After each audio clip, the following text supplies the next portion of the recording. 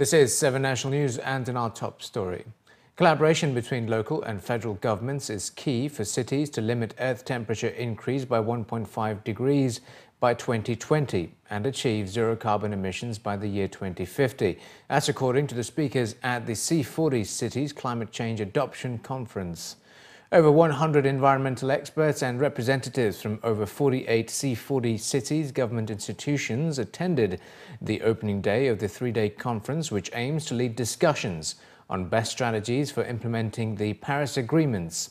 His Excellency Dr. Thani Al-Ziyudi, the UAE Minister of Environment and Climate Change, delivered a keynote address during the forum where he stated that as a signatory of the COP21 agreements to limit global warming to 1.5 degrees Celsius, the UAE has taken extensive measures both at the local and federal level to achieve the status as the country with the lowest carbon emissions. While highlighting the major challenges, His Excellency Al-Ziyudi stated that water scarcity and salinity as an issue facing the region as a whole and called for a greater collaboration between the GCC states to address the challenge. While sharing their thoughts on the future, the panel discussion, which also included His Excellency Abdullah Al-Shaybani, the Secretary General of the Dubai Executive Council, discussed the importance of adaptation to climate change, as despite the efforts, Earth's temperature will still rise by an irreversible 2.7 degrees Celsius over the coming years. One of them is we having a majlis. It's a council where we invite all the councils, the private sector companies to come with us and work with us and even discuss what are the challenges that they're facing and how can we as a governments work with them. And the second one, we established the national or the UAE Climate Change Environment Council, which looks after the policy and strategy on environments, food diversity, climate change, municipal affairs, and 1/3 of the council is coming from the private sector, and this is basically because we want to see what are their experience, what are the challenges, and how can they be integrated even with the other local entities in building and shaping up the policies of the nation. Well, sharing the findings of the new report titled Deadline 2020, the Deputy Executive Director of C40 Cities warned against government inaction and added that if we do nothing, the average emission per person is going to go up to 9.5 metric tons by 2030. Furthermore, it was added that inaction can also result in temperature increase to over 4.8 degrees by the end of the century, while also leads to $148 billion worth of losses in assets. The report highlighted the importance of green solutions in 5 areas, which include urban planning, energy, waste building and transit, to help in limiting temperature increase to only 1.5 degrees Celsius by 2020. The biggest challenges on a global scale for our cities are, firstly, access to finance. There's lots of fantastic projects that cities are putting forward, but how do we match it up to the money that is still there to actually get the schemes built?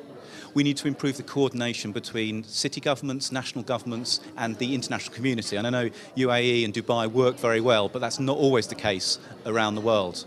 We need to help engage our citizens, engage the private sector so that everybody can work together to actually make things happen. If we continue to emit CO2 at the rate we're emitting now, temperatures will increase by 4.8 degrees. I hope, and I don't believe that's going to happen, but even the measures that were put in place at the Paris Agreement aimed to reduce climate change temperature rise to 2 degrees C. It'll actually increase it to 3 degrees C. So there's still going to be a big increase, even when all the commitments that countries have put together are included. The Yes to Work professional training initiative for Emirati students will undergo significant changes to accommodate the post-oil era in the UAE. As according to an official of the Abu Dhabi Center for Technical and Vocational Education and Training. The vision of a post-oil UAE was inspired by His Highness Sheikh Mohammed bin Zayed Al Nahyan, the Crown Prince of Abu Dhabi and Deputy Supreme Commander of the UAE Armed Forces. ActVet officials said the 10th edition of the initiative will be launched next March under the patronage of His Highness Sheikh Mansour bin Zayed Al Nahyan, the Deputy Prime Minister and Minister for Presidential Affairs.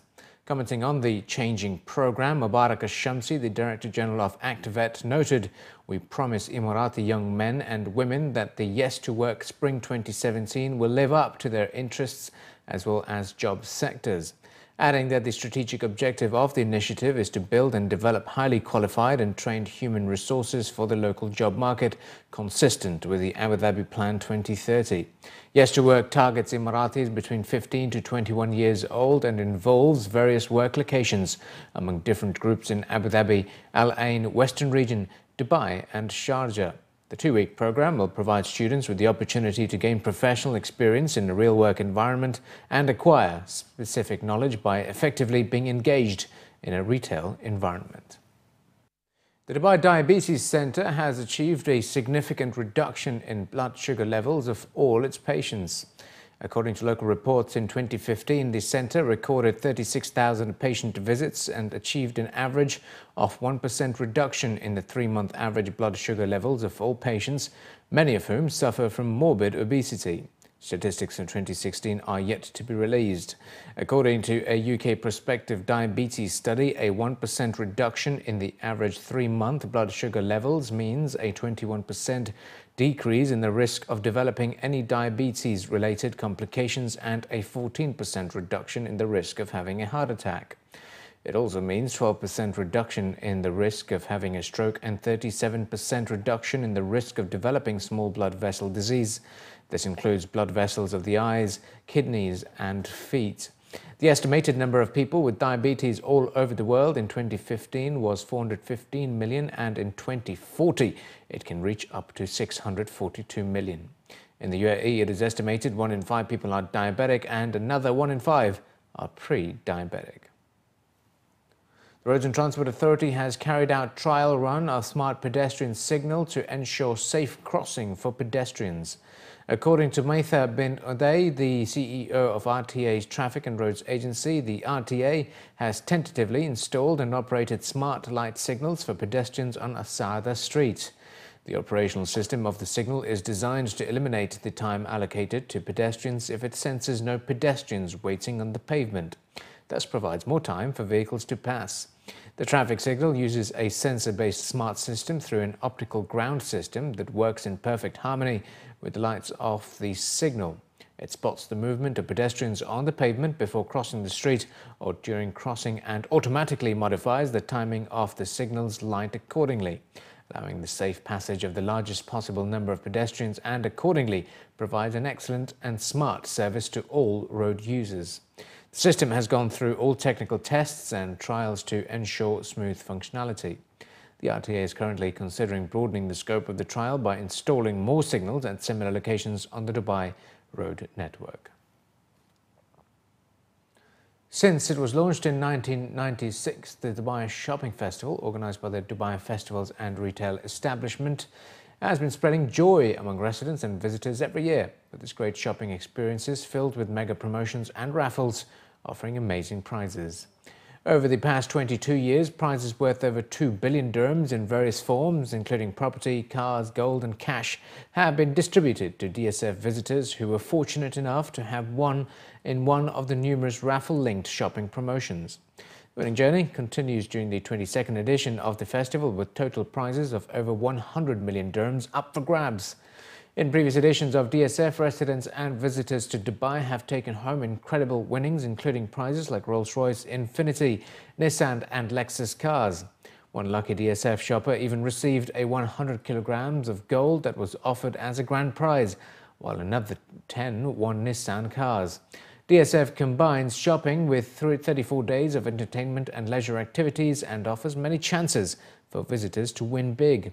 The compulsive shopper will be perhaps the most rewarded visitor of DSF 2017, with bargains, special offers and discounts of up to 75% on a range of items, including world-renowned brands of perfumes, electronics, cosmetics, jewellery, antiques and handicrafts. And finally, in the bulletin, golf weekend in Abu Dhabi drew to a dramatic close and once again lived up to its past history of selecting an unlikely winner, as world number 102 Tommy Fleetwood clinched the Falcon Trophy. 26-year-old Tommy Fleetwood stole the limelight on Sunday afternoon in Abu Dhabi by winning the HSBC Abu Dhabi Golf Championship crown, which carries a prize purse of $2.7 million. The young English golfer finished with a score of 17 under, one stroke ahead of world number 3 Dustin Johnson and Pablo Larrazabal. This was Fleetwood's 6th appearance in Abu Dhabi, and the victory meant a welcome win for the Englishman to grab his first silverware in over 1,247 days, following his last victory in the 2013 Johnny Walker Championship. The tournament has continued to witness unlikely winners in the past, and this year's event was a fitting display of the tournament theme of expect the unexpected. Throughout the 4 rounds of golf, multiple players had found themselves at the top of the leaderboard, and fortune certainly was on Fleetwood's side, who himself did not expect to win. It has been a great week. Like I say, I've not had much success around this course before, so you come in here and not a month off and you don't quite know exactly how you're going to play, but yeah, I played well Thursday, Friday, and then just kept it going over the weekend, and the back 9 today was brilliant, and it's just happy to get over the line. If I play well, that's all you can do, really, concentrate on my game, and I really had to do that when my playing partner started off very fast, and just keep going and plod along, and if you can only make par, and then the birdies might come, but like I say, the back 9 was where it hit off, and that was it. Just play golf and see where you go, and that's the more you get in contention, the more you feel a bit more comfortable with it, and like I said, I had a year out of the game pretty much. I was playing really poor, and my game's been coming back, and the last thing was to get a win, really. Despite a strong opening round, tournament favourite and 2016 Race to Dubai winner Henrik Stenson missed out on capitalising on his progress in the next 2 rounds, finishing 1 under par. The Swede struck a 3 under in the final round to finish 8th on the leaderboard, while the defending champion Ricky Fowler finished 36th with a score of 5 under. I'm happy with the way I played. I think I played better and better as the week went on, and it kind of gave me all the answers I wanted to have over the first week. Limited practice, limited preparations here, and still managed to put myself pretty much in contention. So I'm pleased with the week. And there were a couple of times, yesterday coming in, I felt like I left a couple of easy shots out there on 17 and 18, and had my chances in the middle of the round here, and couldn't really get it going to 100%. So. It's a little bittersweet being that close to having a chance to win the title, and still making a few easy mistakes. So, but that's the way it is, and all I'm pleased with my week. Definitely enjoyed our time here in Abu Dhabi. Yeah, not as well as I would have liked to have played, but still had a good time. Finished off on a high note with a couple of birdies coming in, so looking forward to getting back into action next week in the States. But like I said, had a blast here again this year. Obviously, we've enjoyed the past 3 years being able to come over to the Middle East and visit here in Abu Dhabi. Not sure when the plans are to be back to play Dubai. Just I have obligations in the States to play around that time. But we have had a great time being here the last 3 years in Abu Dhabi, and looking forward to getting back.